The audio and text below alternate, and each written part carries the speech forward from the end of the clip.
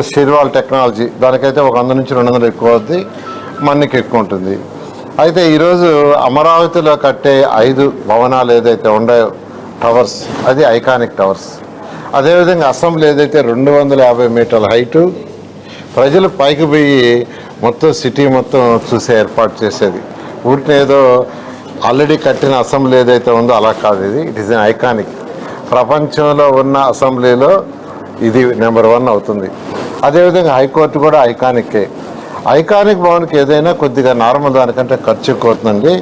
YCP వాళ్ళకి ఏం పని లేదు యాక్చువల్గా. వాళ్ళు ఎంతసేపటికి ఏంటంటే అదింత ఇదింత అని వాళ్ళ ఇష్టం, అంటే వాళ్ళ నోటికి వచ్చినట్టు చెప్పడం జరుగుతుంది. ఇవన్నీ కూడా ఏదైతే ఎస్ఆర్ రేట్లు ఉన్నాయో ఎస్ఆర్ రేట్ల ప్రకారం ఎస్టిమేషన్ వేసి దాని ప్రకారమే జరుగుతుంది. మేము కంపారిజన్ కూడా చేసుకుంటున్నాం. ఇతర రాష్ట్రాల్లో కావచ్చు, వాళ్ళు ఎలా ఐకానిక్ భవనాలు కట్టారు, వాళ్ళ రేట్ ఎంత, నార్మల్ భవనాలు ఎలా కట్టారు వాటి రేట్ ఎంత, సీఎం గారు చాలా క్లారిటీగా ఎప్పటికప్పుడు కంపేర్ చేసుకోండి. ఎస్ఆర్ రేట్ల ప్రకారం చాలా స్ట్రిక్ట్గా ఫాలో అవుతున్నాం. వాళ్ళకేంటంటే వాళ్ళు ఎక్స్పెక్ట్ చేయలే ఇన్ని వేల కోట్లు ఎక్కడి నుంచి తెస్తారు, మేము అప్పు చేసి వెళ్ళిపోతున్నాం, ఆ అప్పు తీర్చడానికే వచ్చిన ప్రభుత్వం పని అయిపోతుంది, ఏ విధంగా అమరావతి రాజధాని కట్టగలరు అని వాళ్ళు ఒక భ్రమలో ఉన్నారు. కానీ గవర్నర్ ముఖ్యమంత్రి గారు కేంద్రంతో, ఇప్పుడు ఎన్డీఏ ప్రభుత్వం ఇది, కేంద్రంతో గవర్నర్ ప్రైమ్ మినిస్టర్ గారితో మాట్లాడటం, వాళ్ళు యాక్చువల్గా కొంత 15,000 కోట్లు వాళ్ళు శాంక్షన్ చేయించారు. అదేవిధంగా 11,000 కోట్లు యాక్చువల్ హట్కో ద్వారా, ఇలా డిఫరెంట్ అనేక మార్గాలు తెచ్చాం. అయితే ఇది కూడా ప్రచారం చేస్తున్నారు, దీనికి అప్పులు చేస్తున్నారు అని. చేసే అప్పులు అమరావతి రాజధానిలో ఉండే ల్యాండ్స్, మిగిలిన ల్యాండ్సే రీపే చేస్తాయి. ఈరోజు మా దగ్గర 5,000 ఎకరాల ల్యాండ్స్ ఉంది, డెవలప్డ్ ల్యాండ్. అది కూడా మా దగ్గర ఉండేది కూడా డెవలప్డ్ ల్యాండ్, అంటే స్క్వేర్ యార్డ్స్లో ఉండే ల్యాండ్. ఆ ల్యాండ్ని ఫ్యూచర్లో అమలు ద్వారా రీపే చేస్తాం.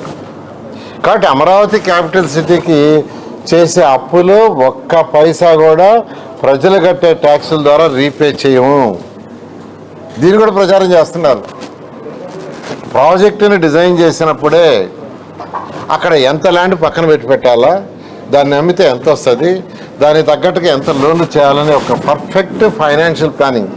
గత ప్రభుత్వానికి ఫైనాన్షియల్ ప్లానింగ్ లేదండి, ఇష్టం వచ్చినట్టు చేశారు.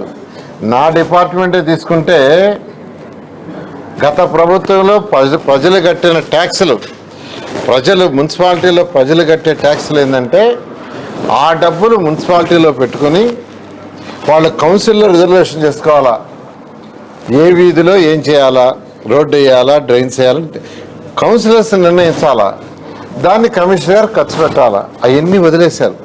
అవన్నీ చట్టం. కేంద్రం రాష్ట్రానికి, మున్సిపాలిటీస్కి, లోకల్ బాడీస్కి ఇచ్చిన స్వేచ్ఛ, ఆ స్వేచ్ఛని హరించేసి ఆ డబ్బులన్నీ వేరే వాటికి మళ్ళించారు. 3,000 కోట్లు మళ్ళిస్తే ఈ ప్రభుత్వం వచ్చిన తర్వాత ఇంతవరకు గవర్నర్ ముఖ్యమంత్రి గారు 1,800 బ్యాక్ ఇచ్చారు, 1,800 వెనక్కి ఇచ్చారు.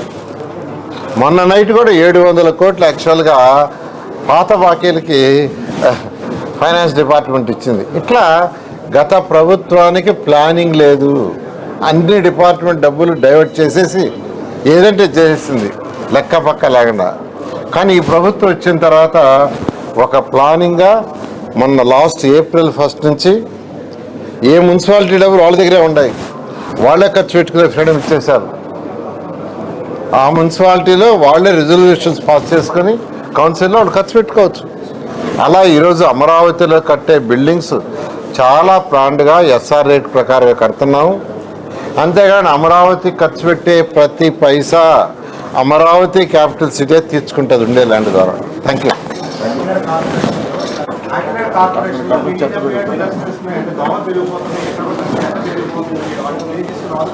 దీనికి కూడా 2014-19లో నేనే మంత్రిని. అనేక దేశ విదేశాలు తిరిగి నేను స్టడీ చేస్తే అల్టిమేట్ మార్గం ఏంటంటే వేస్ట్ ఎనర్జీ ప్లాంట్లు ఉండాలి. ఈరోజు చైనాలో 1,150 ఉన్నాయి వేస్ట్ ఎనర్జీ ప్లాంట్స్. 2014-19లో 350 ఉన్నాయి. లాస్ట్ 6 yearsలో 1,150. జపాన్లో 1000 ఉన్నాయి. అయితే 14-19లోనే స్టడీ చేసి ఆ రోజు గవర్నర్ ముఖ్యమంత్రి గారు చెప్తే మన రాష్ట్రంలో 10 శాంక్షన్ చేశారు. అయితే 2019 ప్రభుత్వం అయ్యేటప్పటికి 2 అడ్వాన్స్లు ఉన్నాయి, విశాఖపట్నం, గుంటూరు. అవి 2 కంప్లీట్ చేశారు. ఈరోజు రాష్ట్రంలో వచ్చే 7,000 టన్నుల చెత్తలో 2,800 ఆ 2 ప్లాంట్లలో పోయి బర్న్ అయ్యి ఆశపై ఎలక్ట్రిసిటీ ప్రొడ్యూస్ అవుతుంది. అయితే గత ప్రభుత్వం ఏం చేసిందంటే చెత్త పన్ను ట్యాక్స్ వేసింది, దాదాపు 153 లక్షల లెగసీ నడబెట్టేసి వెళ్ళిపోయింది. చెత్త పన్నేసింది, చెత్త కూడా తీల 153 లక్షలు, 85 లక్షలు గ్రౌండ్ లెవెల్ పైన ఉంది, గ్రౌండ్ లెవెల్ కింద బ్యాక్ ఉంది.